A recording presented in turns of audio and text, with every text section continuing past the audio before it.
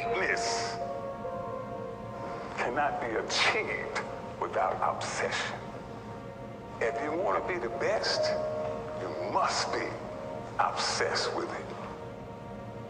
If you want to be the best anchor man, you must be. You have no choice. There's no other way around it. There's no easy way to do it. You have to be obsessed with that shit.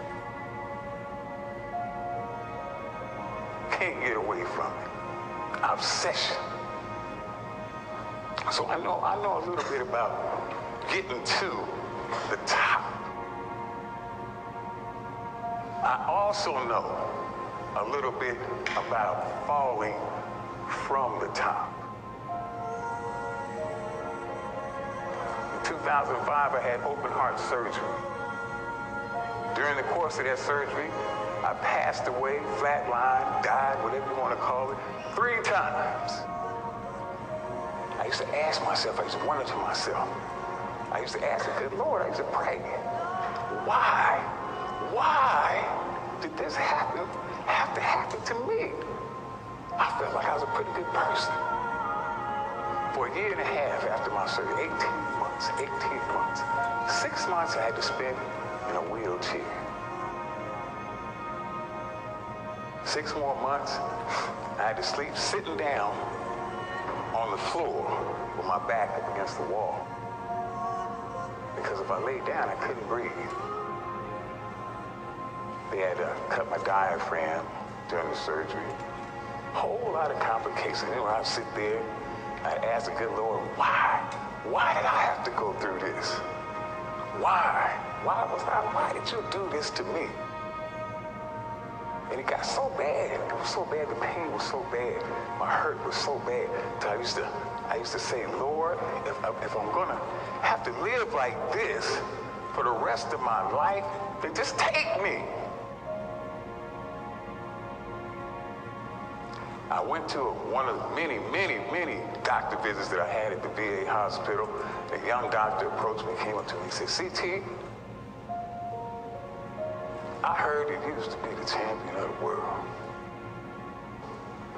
And I raised my head up, but I had a little inkling of pride still left. And I said, yes, I'm the one that you heard about. I'm the one that they told stories about. I'm CT Fletcher.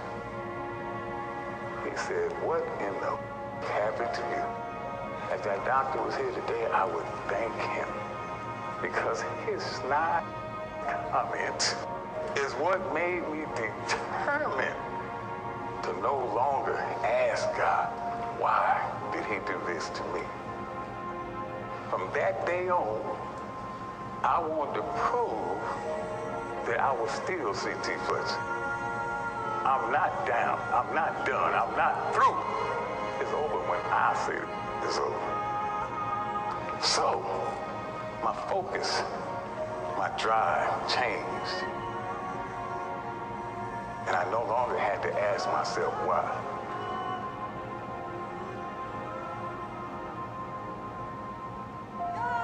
So I tell you today, I called, when I was preparing to be the world champion, when I wanted to be the champion, I called it my magnificent obsession. I was magnificently obsessed with being the best.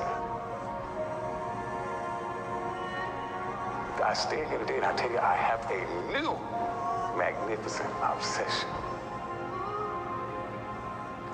I'll tell you, first of all, that everything I went through, every beating I got, every nose that was broken, every bone that was broken, all the suffering I went through in my recovery to come back, all the times I couldn't breathe, I rushed to the emergency, it was all, every minute of it was worth it. It was all worth it. It was nothing. So no longer do I ask the good Lord why. I thank him. I thank him for choosing me. For choosing me to be the one. So I am the one that he chose to not die, but to stay here and deliver that message to you.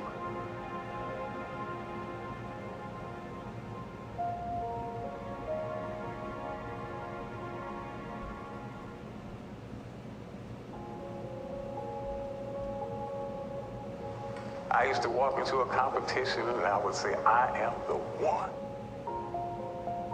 That belongs to me. Because not one of you can outwill me. You may have been born with more genetic prowess than I have. But you cannot out-determine me. You can't outwill me. You can't outwant me. You can't outwork me. You can't out-desire me. This top spot, this number one, that's mine.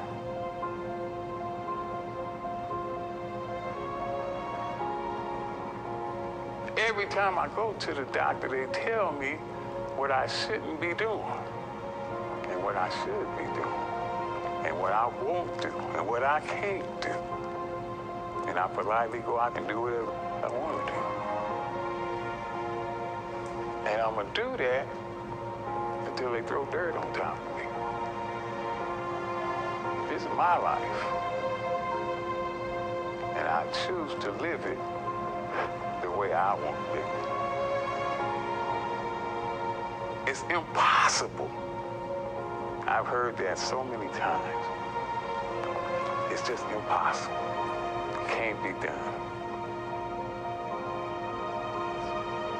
Anytime that you give your best effort, that you give everything that you possibly can give, there is satisfaction in knowing that I did my absolute best. I did all I could do. There's victory in that. There's satisfaction in that. Have you ever went out for something or tried to do something, and when you got home quietly in your room, you knew that you had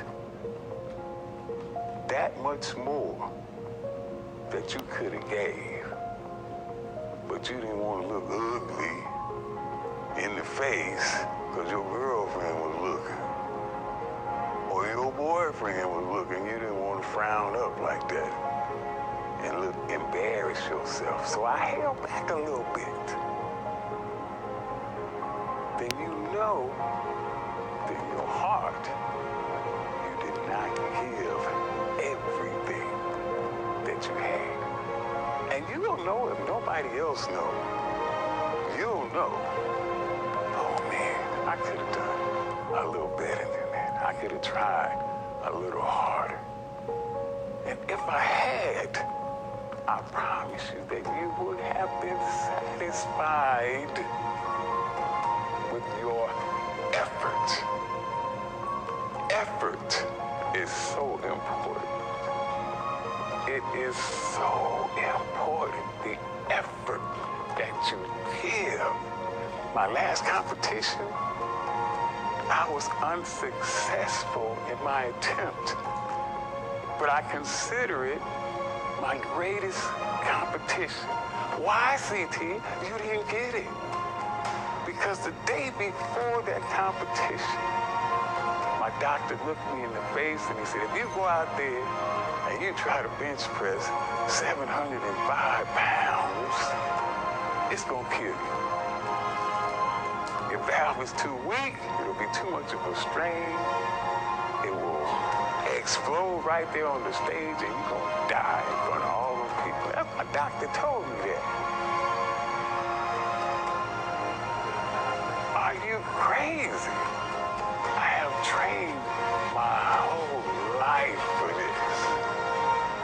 I have devoted my life to this. This is the reason for my existence. This is why I am here. And you're asking me if I am going to compete. me like I was crazy, I'm looking at him like he's crazy. Of course I will. And if I do happen to die on that stage tomorrow, then you know what? So be it. So be it. I guess that's why they call me crazy.